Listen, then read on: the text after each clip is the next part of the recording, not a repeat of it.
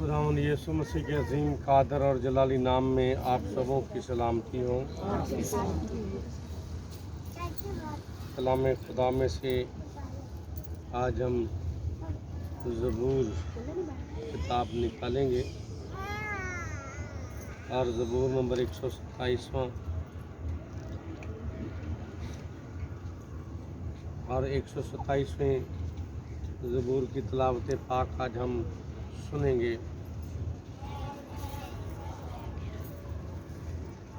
तीसरी आयत है, कलाम में लिखा है, देखो औलाद खुदावंद की तरफ से मिरास है और पेट का फल उसी की तरफ से अज्र है। जवानी के फरजंद ऐसे हैं जैसे ज़बरदस्त के हाथ में तीर। खुश नसीब है वो आदमी जिसका तुरकश उनसे भरा है। जब वो अपने दुश्मनों से फाटक पर बातें करेंगे तो शर्मिंदा ना होंगे। खुदावंद अपने कलाम के वसीले से मुझे और आप सबको बरकत अता करे, आमीन। कर दिए खुदावंद की शुक्रगुजारी करते हैं आज इस वक्त के लिए। और आज नातन इरफान की सालगिरह के मौके पर जब हम यहाँ जमा हुए, बड़ी खुशी की बात है, बहुत ही खुशाइंद ये बात है कि हम इबादत बंदगी और परस्तश कर रहे हैं और मुकम्मल तौर पर इबादत की गई है, खूब परस्तश की गई है और अभी हम खुदा के कलाम को सुनने वाले हैं। इस तरह से नहीं कहा गया कि ठीक है जी बच्चे को बैठाएं और दुआ करें, और फिर बाकायदा इबादत का एहतमाम किया गया है। इस बात के लिए खुदा की शुक्रगुजारी करते हैं। कलाम में लिखा है, खुदा यीशु मसीह फरमाते हैं कि तुम दुनिया में तो हो लेकिन दुनिया के नहीं। हम दुनिया में हैं लेकिन हम दुनिया के नहीं।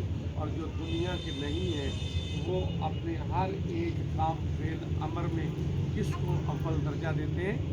खुदा को अव्वल दर्जा देते हैं, उसके कलाम को अव्वल दर्जा देते हैं। तो इस बात के लिए खुदा की शुक्रगुजारी करते हैं। एल्डर सिद्दीक साहब के लिए, उनकी अहलिया के लिए, उनकी आल औलाद के लिए खुदा की शुक्रगुजारी करते हैं। बड़ी खुशी के साथ उन्होंने इबादत का एहतमाम किया है। इस बात के लिए हम सब खुदावंद के शुक्रगुजार हैं। और आए हुए तमाम खादमीन के लिए, अज़ीज़ वक़ारत के लिए भी हम सभी शुक्रगुजार हैं।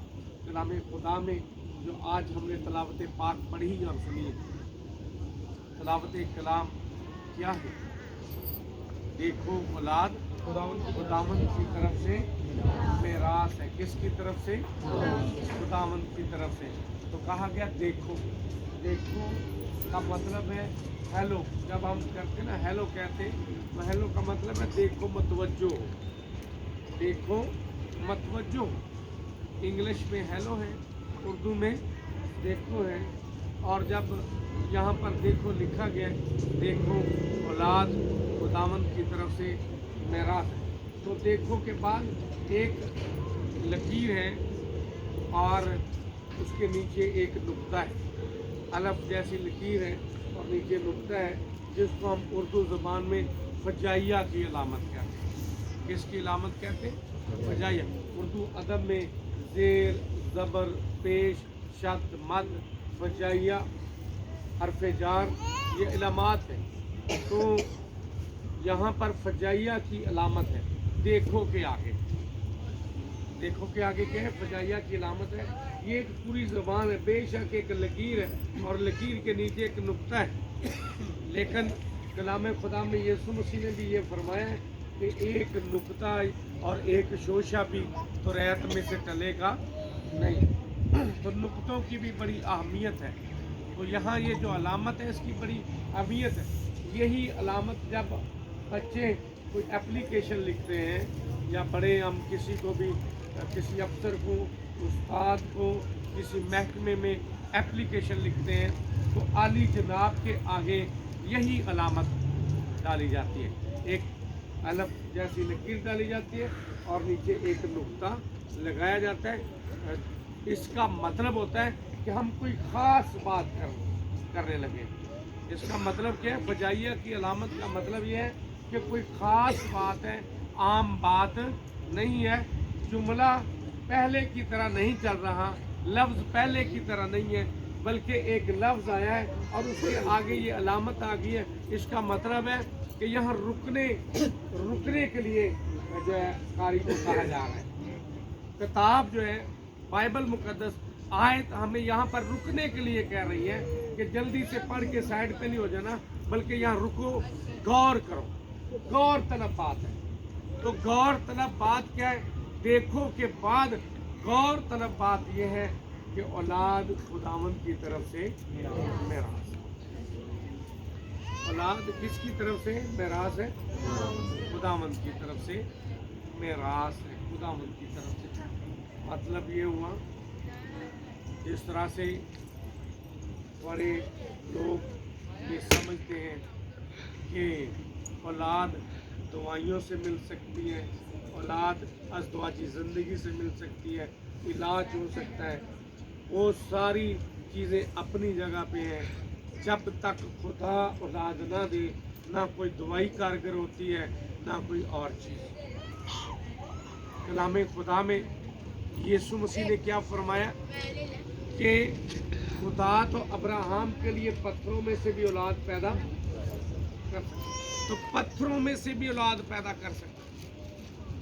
मेरा और आपका खुदा कुदरत वाला खुदा है, इंसानों से नहीं, पत्थरों से जो औलाद पैदा कर सके, ऐसा खुदा कोई हो सकता है? कोई ऐसा खुदा नहीं हो सकता। बड़ी मर्तबा लोग अपने आप पर तवक्कुल करते, अपनी ज़ात पर तवक्कुल करते, अपने पर भरोसा करते, लेकिन यहाँ पर खुदा कहता है कि देखो औलाद खुदावंद की तरफ से मेरास है। इसमें किसी ने फख्र नहीं करना। अगर किसी के बेटे हैं, बेटियां हैं, औलाद वाले हैं, किसी के नहीं हैं, तो जिसके पास औलाद है वो फख्र ना करे, किसी को चिढ़ाए ना, किसी को चिढ़ाए ना, फख्र ना करे। फख्र तो उस बात पे किया जा सकता है जो आप अपने हाथ से चीज बनाए, जो हैंडमेड, जो हाथों से बनाई जाए, जिसमें आपका जहन शामिल हो, आपकी सोच शामिल हो, आपकी अक्ल शामिल हो, कि आप किस तरह से उसको स्केच करते हैं। लेकिन औलाद के तल्लक से माँ को भी पता नहीं होता। जिसके बदन में बच्चा हो उसको भी इल्म नहीं होता जब तक वो बच्चा इस दुनिया में उसका वजूद ना हो। उस वक्त तक माँ भी बेखबर होती है, हालांकि उसके शिक में औलाद होती है। तो यही खुदा कह रहा है, यही खुदा कह रहा है कि कोई भी किसी तरह से शेखी ना मारे, कोई किसी तरह से किसी दूसरे को चिढ़ाए ना। बड़ी मर्तबा जो अहले औलाद होते हैं वो बाज़ औक़ात दूसरों को चिढ़ाते भी। तो खुदा यहाँ ये कह रहा है कि देखो ये औलाद तुम्हारी नहीं है, तुम इसके मालिक नहीं हो, मालिक मैं हूँ। खुदा ये कह रहा है कि औलाद खुदावंद की तरफ से मेरास है। खुदा ये कह रहा है कि मेरी तरफ से विरासत की गई है तुम्हें। मेरास का मतलब क्या है? विरासत। जिस तरह से बाप की जायदाद जो है वो किन को मिलती है? बच्चों को विरासत होती है। तो खुदा ये कह रहा है कि ये विरासत में तुम्हें दी गई है, इस पे तुम्हारा कोई हक ना था। मतलब इसमें तुम्हारी कोई कमाई ना थी, इसमें तुम्हारी कोई मेहनत ना थी, तुम्हें ये विरासत के तौर पर। सो कलाम खुदा में देखो औलाद खुदावंद की तरफ से मिरास है और पेट का फल उसी की तरफ से अजर है। अजर के तौर पर खुदा देता है, अजर के तौर पर। और फिर लिखा है जवानी के फर्जंद ऐसे। अब बात आ गई, कई लोगों को औलाद जो है वो ढेर उम्र में मिलती है। कई लोगों को बुढ़ापे में, जिस तरह से बाप अब्राहम को औलाद कब मिली? बुढ़ापे में। कई लोगों को वो ढेर उम्र में, कई लोगों को जुबानी में। तो यहाँ पर क्या लिखा है? जुबानी के फरजंद। जुबानी के फरजंद ऐसे जैसे जबरदस्त के हाथ में तीर। जबरदस्त के हाथ में तीर का मतलब है जो शिकारी हो, जो शिकारी हो, जो शिकार करने में माहिर हो। जवानी के फरजंद ऐसे कि जो जबरदस्त शिकारी है उसके हाथ में तीर है, और वो जो जबरदस्त शिकारी है वो शिकार को मार गिराएगा। वो शिकार को, जिस तरह इसौल जो है वो जबरदस्त शिकारी, इसीलिए इसहाक ने कहा था कि तू जाकर क्या कर, मेरे लिए शिकार लेकर आ। वो शिकारी था। तो जबरदस्त शिकारी क्या करता है? वो शिकार को तीर मारता है और शिकार नीचे आ जाता है। तो कलाम में लिखा है जवानी के फरजंद ऐसे हैं जैसे जबरदस्त के हाथ में तीर। खुश नसीब है वो आदमी जिसका तुर्कश उनसे मरे। तुर्कश मतलब जोली। तुर्कश का वैसे तो मतलब है जिसमें तीर रखे जाते, जो पीछे जो शिकारी की कमर पर बंधा होता है, और वो वहाँ से तीर पकड़ता है और कमान में डालता है और तीर चलाता है। तो यहाँ पर कलाम ये कह रहा है कि जिसका तरकश इनसे भरा है, मतलब ये है कि जिसकी गोद बरी है, और जिसकी गोद बरी है, जिसकी झोली औलाद से भरी हुई है, जवानी में खुदा ने उन्हें औलाद दे दी है, वो क्या है? खुश नसीब है। खुश नसीब है। और कलाम में लिखा है जब वो अपने दुश्मनों से फाटक पर बातें करेंगे तो शर्मिंदा ना हो। दुश्मनों पर फाटक पर बातें करेंगे तो उन्हें शर्मिंदगी नहीं होगी, क्योंकि उनका तरकश भरा है। उनकी औलाद, माँ बाप अगर ज़ईफ हो, माँ बाप दो लोग, लेकिन अब उनकी औलाद उनके पास है, तो उनकी तरफ से उनकी औलाद जो है वो जवाब देगी दुश्मनों को। फाटक पर जब वो बातें करें तो शर्मिंदा ना होंगे। खुदा उन्हें शर्मिंदा ना होने दे।